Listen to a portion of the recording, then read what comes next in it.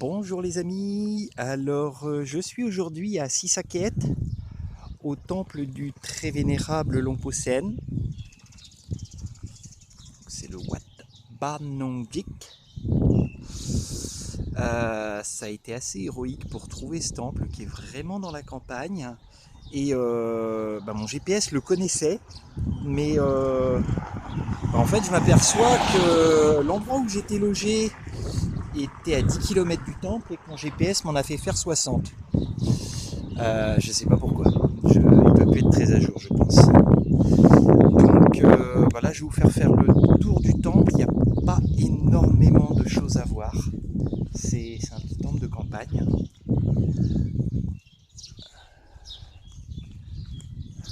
Longpo-Sen est un vénérable qui cette année est âgé de 112 ans. Je suis venu un petit peu en espérant le rencontrer. Donc la bonne nouvelle, c'est qu'il est toujours de ce monde. La mauvaise nouvelle, c'est qu'il est hospitalisé depuis 2 mois. Mais bon, un des messieurs de la boutique a accepté de m'accompagner à l'hôpital, donc je vais essayer d'aller le rencontrer à l'hôpital, lui amener un petit cadeau. Et on va voir s'il est disponible et disposé à me recevoir. Donc le temple qui est là va être consacré le mois prochain. Donc ils espèrent que Longpo-Sen sera en forme pour venir faire les bénédictions.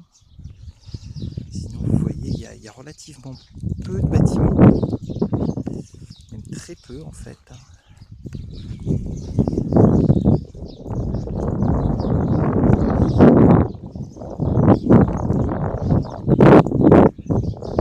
Longpo-Sen n'est pas l'abbé de ce monastère.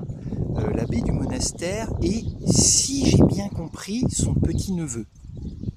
Je suis pas tout à fait sûr parce que les messieurs là parlent un thaïlandais avec un très fort accent cambodgien, voire même avec pas mal de mots de cambodgien mélangés dedans, donc je suis pas tout à fait sûr. J'ai compris que l'abbé du monastère a un lien familial avec Longpo-Sen, mais je suis pas tout à fait certain de ce qu'ils m'ont dit en fait. Donc vous voyez, c'est vraiment un petit temple, très calme, des petits chiens partout.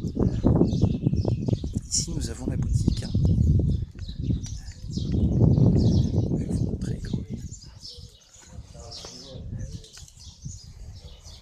Voilà.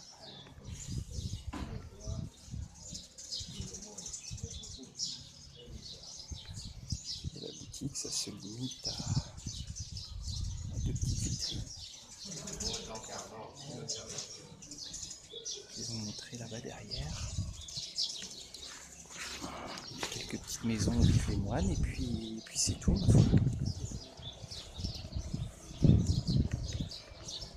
C'est toujours un petit peu la surprise quand on découvre un nouveau temple. Des fois il y a des vénérables super connus qui vivent dans des temples où il n'y a pas grand chose. Et puis des fois il y a des vénérables absolument pas connus qui ont des temples immenses. Ouais, j'ai jamais trop compris le lien de cause à effet en fait, parce que certains vénérables dont les amulettes sont absolument partout, qui doivent pourtant, leur temple doit pourtant brasser des sommes assez importantes, on arrive ici et il n'y a rien, il n'y a pas de bâtiment ni rien, et d'autres temples comme celui où j'ai été hier, celui du vénérable Longpo Suang, qui nous a quittés il y a quand même quelques années, qui vivait dans une petite cabane de rizière, qui a priori ne brassait pas du tout d'argent. Il y a des bâtiments titanesques, ça a poussé comme des champignons. Donc, je sais pas.